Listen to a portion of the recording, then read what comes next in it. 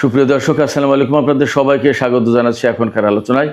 আপনাদের সঙ্গে আছি আমি সিরাজুল ইসলাম। দর্শক, মার্কিন সেনাদের জন্য কালো রাত্রি ঘোষণা করেছিল গতকাল আইআরজিসি। তারা কুয়েতে ব্যাপক হামলা চালিয়েছে। ব্যাপক, যে হামলার মধ্য দিয়ে মনে হচ্ছে কুয়েত থেকে মার্কিন সেনাদেরকে একেবারে বিতাড়িত করার জন্য তারা চরমতম অভিযান শুরু করেছে। এদিকে জর্দানে ইরানের হামলায় নতুন করে মার্কিন সেনা নিহত হয়েছে এবং একটি F-15 যুদ্ধবিমান ধ্বংস হয়েছে।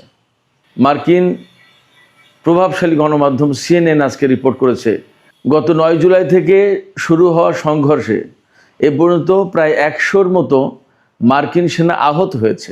CNN আহতের কথা বলেছে। প্রশ্ন হচ্ছে যে নিহত তো হয়েছে 4 জনে, তো পরিষ্কার, আরও কতজন নিহত হয়েছে সেটা একটা ব্যাপার।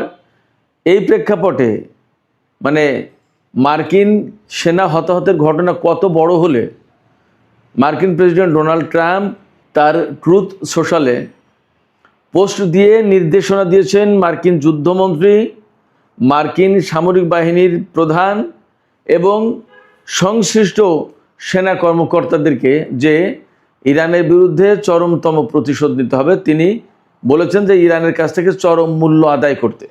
পরিস্থিতি কোন পর্যায়ে গেলে ডোনাল্ড ট্রাম্প এই নির্দেশনা দেন?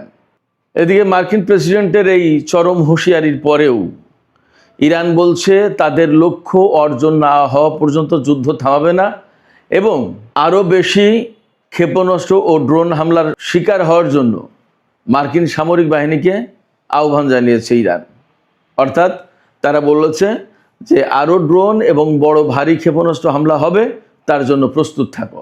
এদিকে হরমুজ প্রণালীতে গত রাতেও অন্তত 2টি জাহাজে হামলার ঘটনা ঘটেছে এবং একটি জাহাজে তো প্রচণ্ডভাবে আগুন ধরে গিয়েছিল। ইরানি সামরিক বাহিনীর মুখপাত্র ব্রিগেডিয়ার জেনারেল আকরাম মানিয়া তিনি বলেছেন, এটা কোনো আবেগ নয়, বাস্তবতা এবং অভিজ্ঞতার ভিত্তিতে আমরা মনে করি যে যুদ্ধ চূড়ান্ত লক্ষ্য অর্জিত না হওয়া পর্যন্ত কোনো আলোচনা নেই, কোনো অবসান নেই। এপাশে ইরান এবং আমেরিকার মধ্যে নতুন করে কূটনৈতিক আলোচনা শুরুর জন্য যে সমস্ত দেশ মধ্যস্থতা করেছিল, কাতার, পাকিস্তান, তুরস্ক, তারা সম্মিলিতভাবে প্রস্তাব দিয়েছে এবং ইরান বলছে তারা এ সমস্ত নিয়ে এখন আসলে ভাবছে না।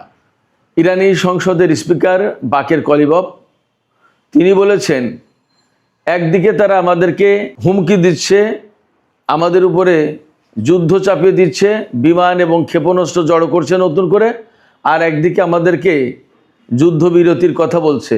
এই চালাক চাতুরি আমরা বুঝি, এ দিয়ে আমাদেরকে বোকা বানানো আর যাবে না। এদিকে হরমুজ প্রণালী, ইরানের সাথে আমেরিকার চরম উত্তেজনা, ব্যাপক সামরিক সংঘর্ষের পরেও আন্তর্জাতিক বাজারে তেলের দাম প্রায় $1 কমেছে ব্যারেল প্রতি। তার কারণ কি জানেন? তার কারণ হচ্ছে মধ্যস্থতাকারীরা ইরান এবং আমেরিকাকে প্রস্তাব দিয়েছে অন্তত 10 দিনের জন্য যুদ্ধবিরতি করতে, যাতে আবার কূটনৈতিক প্রক্রিয়ায় ফিরে আসা যায়। এই কথাতেই কিন্তু ইরানের পক্ষ থেকে ইতিবাচক সাড়া নেই। এ প্রেক্ষাপটে অবশ্যই এ প্রশ্ন আসছে, আসলে তেলের দাম সাময়িকভাবে কমলেও আরও অনেক বেশি বেড়ে যায় কিনা। কারণ ইয়েমেন সৌদি আরবের উপর বাব আল মানদেব প্রণালীতে নৌ অবরোধ আরোপ করেছে। এই ব্যাপারে সৌদি আরব এবং তার মিত্ররা কি বলছে ইত্যাদি নানান বিষয়ে আজকে ভিডিওতে আমি বিস্তারিত কথা বলার চেষ্টা করব। আশা করি আপনারা শেষ পর্যন্ত সঙ্গে থাকবেন এবং ভিডিওটি আপনাদের ভালো লাগবে। ভিডিও যদি ভালো লাগে তাহলে লাইক, কমেন্ট, শেয়ার করবেন এবং আমাদের সাথেই থাকবেন। সুপ্রিয় দর্শক, চলুন বিস্তারিত আলোচনায় চলে যাই। সর্বপ্রথমে বলি, ইরানের সামরিক বাহিনী বিশেষ করে আইআরজিসি গত রাতে ঘোষণা করেছিল গত রাত মার্কিন সামরিক বাহিনীর জন্য কালো রাত্রি। কারণ কি? কারণ হচ্ছে তারা কুয়েতের সামরিক ঘাঁটিগুলোতে, অন্তত 3টা সামরিক ঘাঁটিতে দফায় দফায় হামলা চালিয়েছে এবং সেখানে কি কি ধ্বংস করেছে। সেখানে ধ্বংস করেছে আলী আল সালেম ঘাঁটিতে হামলা চালিয়ে দীর্ঘপাল্লা রাডার, যোগাযোগ centre, communication centre, satellite receiving system এবং ক্ষেপণাস্ত্র প্রতিরক্ষা রাডারে মিসাইল এবং ড্রোন দিয়ে হামলা চালিয়েছে ইরান। এবং এই যেগুলো হামলার লক্ষ্যবস্তু ছিল সেগুলো মোটামুটি প্রায় সব ধ্বংস হয়ে গেছে। শুধু তাই না, এই আলী আল সালেম বিমান ঘাঁটিতে মার্কিন MQ-9 রিপার ড্রোনের হ্যাঙ্গার ছিল, সেখানেও হামলা চালিয়েছে এবং সেগুলো ব্যাপকভাবে ক্ষতিগ্রস্ত হয়েছে বা ধ্বংস হয়েছে বলে IRGCর পক্ষ থেকে দাবি করা হয়েছে। এদিকে আহমদ আল জাবের বিমান ঘাঁটিতে ইরান গত রাতে ব্যাপক হামলা চালিয়েছে। সেখানে যা যা ধ্বংস হয়েছে তার ভেতরে আর্লি ওয়ার্নিং রাডার, ক্ষেপণাস্ত্র প্রতিরক্ষা রাডার, FPS-117 দীর্ঘপাল্লার রাডার সিস্টেম, পেট্রিয়েট ক্ষেপণাস্ত্র ব্যবস্থা এবং স্যাটেলাইট যোগাযোগ ব্যবস্থা ধ্বংস হয়েছে। এদিকে আগেই বলেছি আমি, জর্দানের একটি সামরিক ঘাঁটিতে ইরান গত রাতেও হামলা চালিয়েছে এবং সেখানে বেশ কয়েকজন মার্কিন সেনা হতাহত হয়েছে এবং একটি F-15 খুবই গুরুত্বপূর্ণ জঙ্গি বিমান, সেই যুদ্ধ বিমান ধ্বংস হয়েছে। গত রাতের এই ব্যাপক অভিযানের পর ইরান বলেছে এই অভিযান এখানে শেষ নয়। এবং কখন বলছে এই কথা?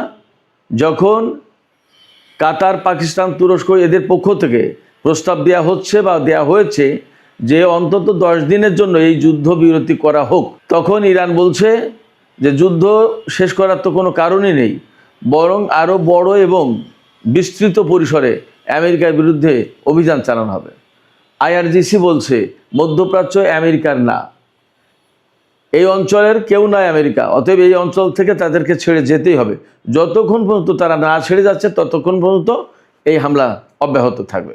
গত রাতে ইরানের এই হামলার আগে অবধারিতভাবে মার্কিন বাহিনী হামলা শুরু করে ইরানের বিরুদ্ধে এবং ইরানের দক্ষিণ অঞ্চলে বিভিন্ন টার্গেটে হামলা করেছে তারা। এর ভিতরে হরমুজ প্রণালীর এলাকায় অন্তত 2টি জাহাজে, তেলবাহী জাহাজে হামলা হয়েছে।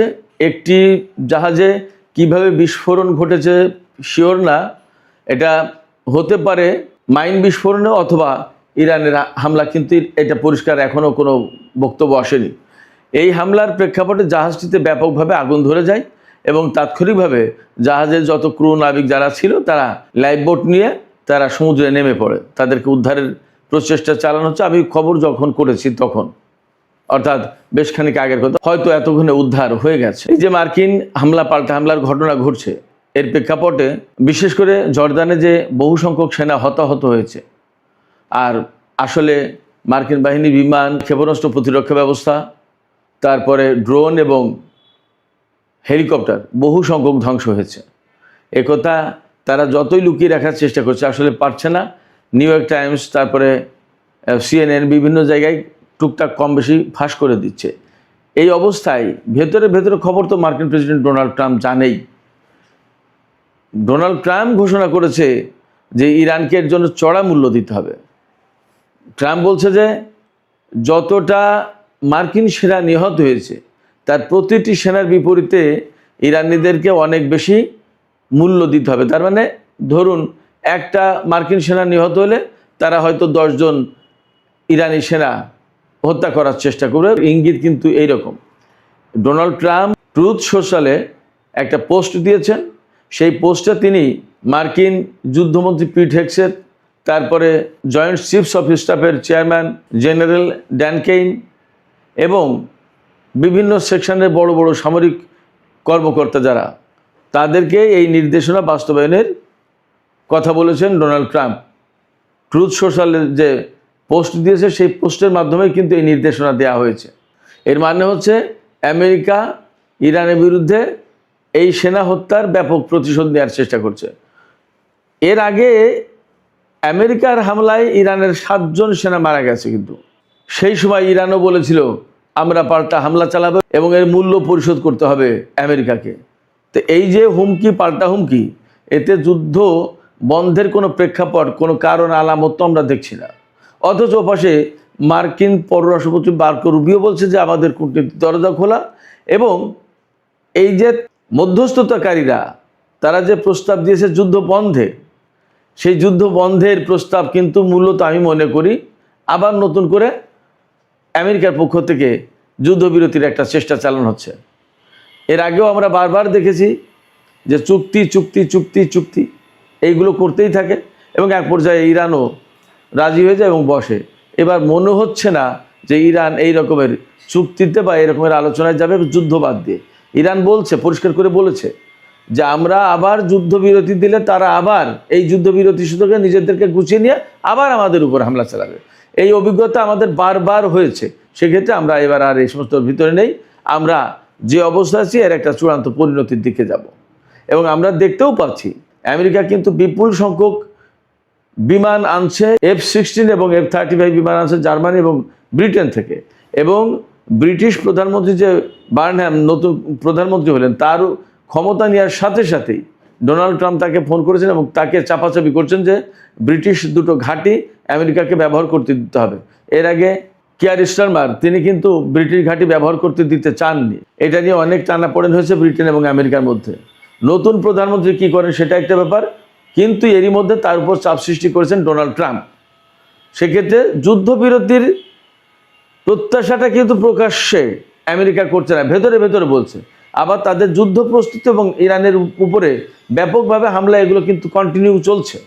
এই অবস্থায় যুদ্ধবিরতির কথা বললেও এবং তেলের দাম কিছুটা কমলেও আসলে বিশ্ববাজার কী হবে সেটা কিন্তু দারুণভাবে অনিশ্চিত। কারণ এরই মধ্যে গত রাতে হরমুজ প্রণালীতে দুটো জাহাজ আবার হামলার শিকার হয়েছে এবং ইরান পরিষ্কার করে বলেছে এবং বিশ্বের বিভিন্ন জাহাজ কোম্পানি, জাহাজের যে সমস্ত মালিক তাদের কাছে বার্তা পাঠিয়েছে যে আপনারা কেউ আমেরিকার দেওয়া নিরাপত্তার উপরে ভরসা করবেন না প্লিজ হরমুজ প্রণালীতে, কারণ আমেরিকার দেওয়া নিরাপত্তায় কোনো জাহাজ নিরাপদে বের হতে পারবে না। সেক্ষেত্রে IRGC বা ইরান যে রুট দিয়েছে সেই রুটেই জাহাজ পরিচালনা করুন এবং নিরাপদে আপনাদের জাহাজ বের করে নিন। আমেরিকার দেওয়া পথে গেলেই বিপদ, নিরাপত্তা থাকবে না, সেক্ষেত্রে সিদ্ধান্ত আপনাদের। তার মানে দাঁড়াচ্ছে যে হরমুজ প্রণালীতে ইরানের কন্ট্রোল মানতে হবে, এর বিকল্প নেই। যদি না মানে অমনি হামলা পাল্টা হামলার ঘটনা। তার মানে দাঁড়াচ্ছে হরমুজ এখনও কিন্তু অনিশ্চিত। এপাশে ইয়েমেনের হুতিরা বাব আল মানদেব প্রণালীতে সৌদি আরবের উপরে ব্লকেড আরোপ করেছে। এই ব্লকেড আরোপ করেছে, এরপরে সৌদি জোট নিন্দা জানিয়েছে এবং বলছে যে এটা আন্তর্জাতিক আইনের লঙ্ঘন। তো প্রশ্ন হচ্ছে, এটা যদি আন্তর্জাতিক আইনের লঙ্ঘন হয় তাহলে 12 বছর ধরে ইয়েমেনের উপরে যে আকাশপথে, নৌপথে, স্থলপথে সব অবরোধ দিয়ে রেখেছে সেটা আইনের লঙ্ঘন কিনা, সেটা মানবতা লঙ্ঘন হয় কিনা সে প্রশ্ন থেকে যাচ্ছে। পাশাপাশি ইয়েমেনের হুতিরা যে অবরোধ আরোপ করেছে এটা তো একদম হালকা কোনো ব্যাপার না। তারা তো ঘোষণা দিয়েছে এবং শক্ত অবস্থান নিয়েছে। এই শক্ত অবস্থান এড়িয়ে যদি বাব আল মানদেব প্রণালী পার হতে হয় সৌদি আরবের জাহাজকে, তাহলে সেখানে তো হুতিরা হামলা চালাবে এবং তারা ক্রুজ ক্ষেপণাস্ত্র নিয়ে রেডি। তাহলে সৌদি আরবের জাহাজের নিরাপত্তা থাকবে কোথায়, দেবে কোথায়? সৌদি তেল বের হবে কি করে? যদি তাই না হয় তাহলে তেলের বাজার রিয়েলি এখন যে $1 মতো কমলো, কিন্তু প্রকৃতপক্ষে $1 কমবে কিনা সন্দেহ আছে, কতটুকু বাড়ে সেটাই প্রশ্ন। এবং ইরানের পক্ষ থেকে একদম পরিষ্কার বক্তব্য, বিশেষ করে সেনাবাহিনীর পক্ষ থেকে, যে যুদ্ধ আর কোনো মতেই ওই কূটনৈতিক আলোচনার নামে আর বন্ধ করা হবে না। কারণ যতবার কূটনৈতিক আলোচনার নামে আমেরিকা যুদ্ধবিরতির কথা বলেছে এবং আমরা রাজি হয়েছি, ততবার তারা নিজেদেরকে গুছিয়ে নিয়ে আমাদের উপর হামলা চালিয়েছে। এখান থেকে আরেকটা জিনিস আমি বলে শেষ করি, ইরানের হামলায় আমেরিকার ব্যাপক ক্ষয়ক্ষতি হচ্ছে বলেই পরিষ্কার হচ্ছে। তা না হলে কিন্তু আমেরিকা এই মুহূর্তে কোনো মতে আবার নতুন করে যুদ্ধবিরতির কথা বলতো না। যখনই তারা খুব চাপে পড়ে যায়, বিপদে পড়ে যায়, তখনই তারা যুদ্ধবিরতির কথা বলে। সেক্ষেত্রে এখনও আমার ধারণা যে আমেরিকা মারাত্মক রকমের চাপে পড়েছে এবং কিছু কিছু আলামত আমি আপনাদেরকে বলি, এর আগেও বলেছি আজকেও বলি। কুয়েতে গত রাতে যে কালো রাত্রি ঘোষণা করে যে হামলা চালিয়েছে, আসলে মার্কিন সামরিক বাহিনীর এখানকার যত সিস্টেম এগুলো প্রায় শেষ হয়ে গেছে। এর আগেও তো করেছে। এরপরে বাহরাইন, সংযুক্ত আরব আমিরাত, কাতার, এই সমস্ত জায়গায় একদম মোটামুটি শেষ। গতকালকে একটা খবর দেখলাম জর্দানের, যে আর যদি আগামী 2-1 দিন হামলা চালায়, এইভাবে হামলা অব্যাহত রাখে ইরান, তাহলে জর্দানে কোনো বিমান ঘাঁটি আর সচল থাকবে না, সব অচল হয়ে যাবে। তাহলে মধ্যপ্রাচ্যে কোনো ঘাঁটি ব্যবহার করে আমেরিকা আর বিমান হামলার মতো কোনো ব্যবস্থা মনে হয় তারা করতে পারবে না। এবং আমরা লক্ষণটা দেখছি কি, এই উপসাগরীয় অঞ্চল থেকে গুটি আস্তে আস্তে জর্দান, ইসরায়েল ওই দিকে চলে গেছে কিন্তু আমেরিকা। তার মানে এই সমস্ত অঞ্চল অর্থাৎ এই ইরাক, কুয়েত, সৌদি আরব, বাহরাইন, কাতার, সংযুক্ত আরব আমিরাত, এই সমস্ত এলাকায়, এই সমস্ত দেশে আমেরিকার ঘাঁটিগুলো আর ভালো নেই, এখান থেকে খুব একটা কাজ করতে পারছে না আমেরিকা। যেটুকু অবশিষ্ট আছে সেগুলোও ধ্বংস করে দেওয়ার চেষ্টা করছে। তার মানে এই জায়গা থেকে গুটি আস্তে আস্তে আস্তে আস্তে জর্দান, ইসরায়েল ওই দিকে তাড়িয়ে দিচ্ছে।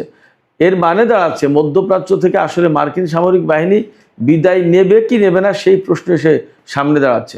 ইরান চূড়ান্তভাবে মধ্যপ্রাচ্য থেকে মার্কিন বাহিনীকে একদম উৎখাত করে দেওয়ার চেষ্টা করছে। বর্তমান যে যুদ্ধ, তার যে চরিত্র, তার যে বৈশিষ্ট্য, তার থেকে মোটামুটি এমনই আমার কাছে মনে হচ্ছে। আপনাদের কাছে কি মনে হচ্ছে জানি না। আপনাদের কাছে কি মনে হচ্ছে, আপনারা কেমন করে দেখছেন, কি ভাবছেন, সেটা কমেন্টে জানাতে পারেন। সুপ্রিয় দর্শক, এখনকার আলোচনা এখানেই শেষ করতে চাই। আপনারা সবাই অনেক অনেক ভালো থাকুন। আল্লাহ হাফেজ।